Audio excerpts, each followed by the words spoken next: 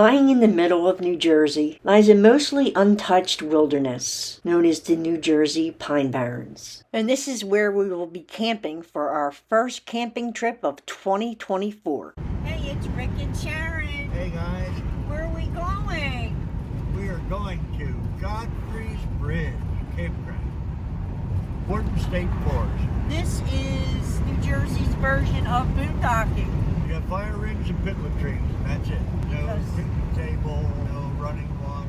Wharton State Forest is the largest single tract of land within the New Jersey State Park system. Throughout Wharton are rivers and streams for canoeing, hiking trails, including a major section of the Petona Trail, miles of unpaved roads for mountain biking and horseback riding, and numerous lakes, ponds, and fields ideal for wildlife observation. There are 9 campgrounds in Wharton State Forest.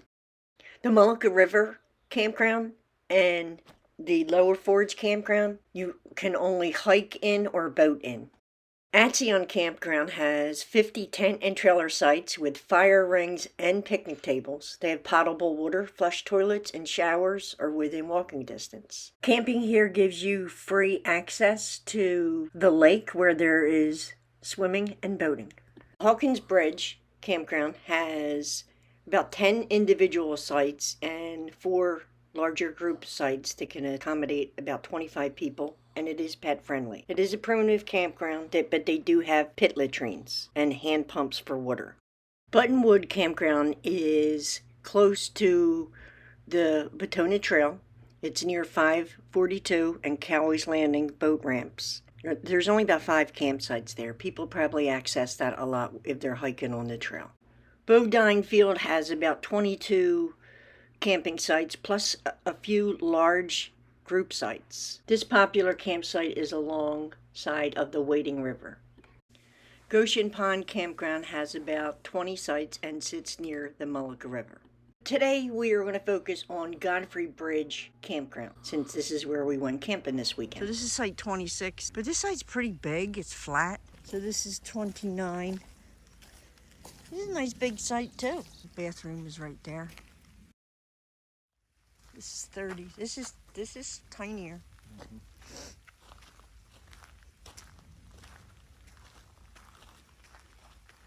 All right, so this is 31. That's a pull through. Our site, and this is site 32. And what I love about this is it's wide. It's kind of weird to get into, but this side seemed more bumpy. So we decided to put the camper on this side because we thought it was flatter. So normally I hate camping when it's raining. But now I'm just really loving this because I'm not getting wet and it's so peaceful and I can hear it and smell it. We used to tent camp all the time. And I know this may not look like primitive camping, but this is how we camp now. Rick took his cargo camper that he had for work and converted it into a tiny camper. It's small enough it fits in most tent sites. So we can still enjoy camping, have all our supplies in the camper that we don't need to lug all the way to the site all the time. So it's much more convenient for 2 seniors like us. I'm going to take the next 30 seconds or so to show you some of the products we use while we're camping. And there will be links to these products below in the description.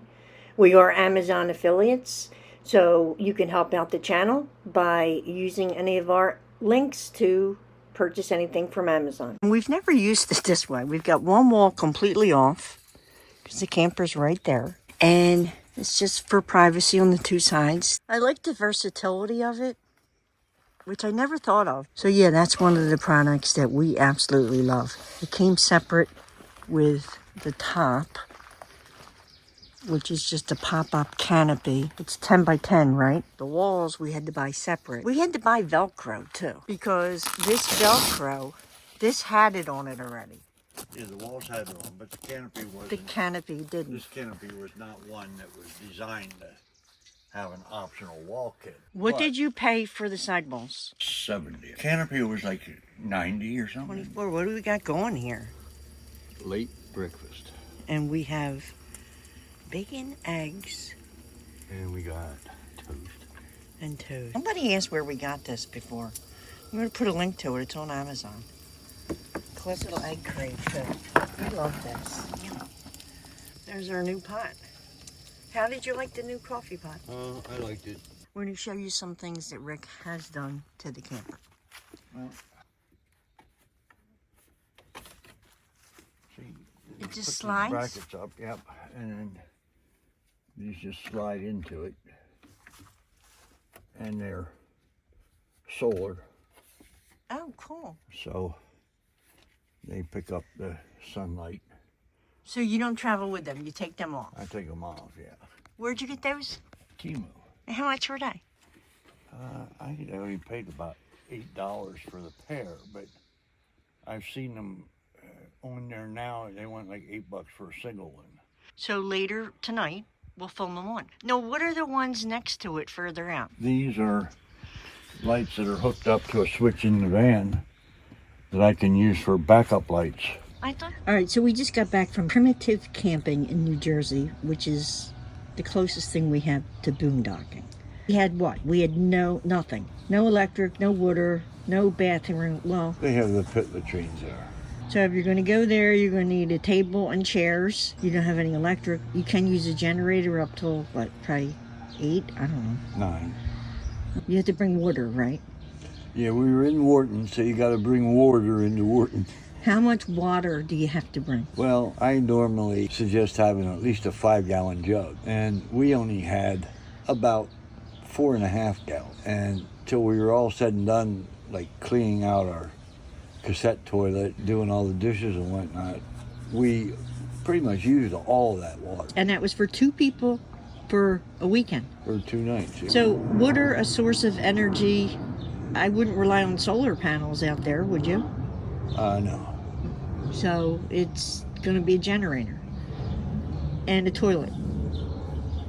Well, they do have a vault toilet, but I'm not always crazy about using a vault toilet. Food, sort of lights for night, a flashlight or a lantern, Anything else? and bug spray. Put it on before you get out of the car, because as soon as I got out of the car, I had 4 ticks on me.